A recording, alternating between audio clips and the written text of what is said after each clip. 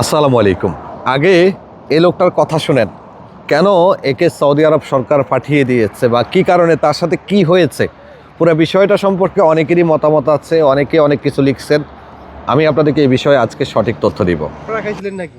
Saudi আরবে ধরা খাইনি। তাহলে আমি 3 বছর 5 বছর আগে বাহরাইন গেছিলাম। আচ্ছা ওখানে আমার ভিসা মানে অবৈধ আছিলাম। আচ্ছা আচ্ছা পরে আমার ভিসা ক্যান্সেল করে দিছি। ক্যান্সেল করি আমার মানে করি দেশে পাঠাই দিছি। বাহরাইন থেকে এই পাঠাইছি। বাহরাইন থেকে পাঠাই দিছি। এখন সৌদি গেছি, আমার স্বাস্থ্য ভাই ভিসা দিছে।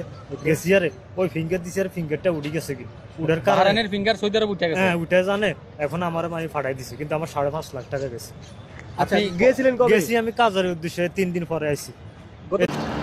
প্রথমত ওনাকে মূলত পাঠিয়ে দিয়েছে ওনার বাহরাইনে ফিঙ্গার থাকার কারণে। উনি কিন্তু সৌদি প্রবাসী না, সৌদি আরবে কখনো আসেও নাই।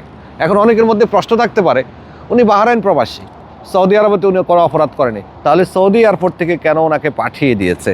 প্রিয় দর্শক, গত মাসখানেক আগে আমি একটা ভিডিওর মাধ্যমে আপনাদেরকে নিশ্চিত করেছিলাম যে কোনো ব্যক্তি যদি গালফের কোনো দেশে জঘন্যতম অপরাধ করে, সেক্ষেত্রে সে গালফের অন্য দেশগুলিতে প্রবেশ করতে পারবে না যদি ওই দেশ, যে দেশে সে ছিল, ওই দেশের সরকার গালফের সার্ভারে তার বিষয়ে যদি কোনো তথ্য আপলোড করে থাকে।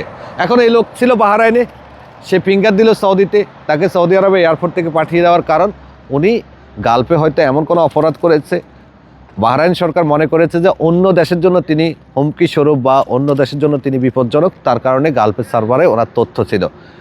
এই কারণে উনি যখন সৌদি এয়ারপোর্টে ফিঙ্গার দেয়, ফিঙ্গার দেওয়ার পরেই ওনার বাহরাইনে যে সমস্যাটা ছিল সেটা সামনে চলে আসছে। খেয়াল রাখবেন, গালফমুক্ত দেশ হলো মোট 6টি: সৌদি আরব, কুয়েত, কাতার, ওমান, সংযুক্ত আরব আমিরাত। 6টি নাকি 5টি, ওকে। এই দেশগুলোতে যদি কোনো ব্যক্তি জঘন্য অপরাধ করে, ওই ব্যক্তির তথ্য যদি গালফের সার্ভারে আপলোড করা হয়, তখন ওই ব্যক্তি গালফের অন্য কোনো দেশে গিয়ে যখন ফিঙ্গার দিবে, তখন তার যেই দেশে পূর্বে ছিল সেই দেশের অপরাধগুলো তার সামনে চলে আসে, তাদের সামনে চলে আসে। তখন তারা ডিপোর্ট করে, অর্থাৎ দেশে পাঠিয়ে দেয়। এখন আমি জানি না উনি বাহরাইনে কী অপরাধ করেছে। সৌদি আরবের আইনে বলা হয় কেউ যদি ফৌজদারি জঘন্য অপরাধ করে, এখন জঘন্য অপরাধ বলতে আমি কি বোঝাইতাম, অনেকগুলো অপরাধ আছে যেগুলো একেবারে সত্যিকার অর্থেই অসামাজিক।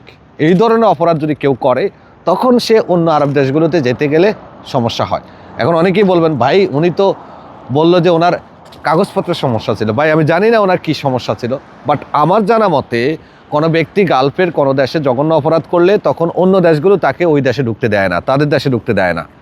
তো আপনারা যারা আছেন সৌদিতে, হুরুপ টুরুপ নিয়ে আছেন, এক্সিটের সমস্যায় আছেন, অথবা কফিল পালিয়ে গেছে বিদায় আপনার বিরুদ্ধে ছোটো মোটো অপরাধে মামলা দিয়েছে, এই ধরনের মামলায় নর্মালি আপনি অন্য আরব দেশে যেতে আপনার কোনো সমস্যা হবে না। জঘন্যতম কোনো অপরাধ যদি আপনি সৌদি আরবে করেন অথবা অন্য আরব দেশে করেন, তখন গিয়ে আপনার আরব দেশগুলোতে ঢুকতে সমস্যা হবে। ধন্যবাদ, ভালো থাকবেন, আল্লাহ হাফেজ।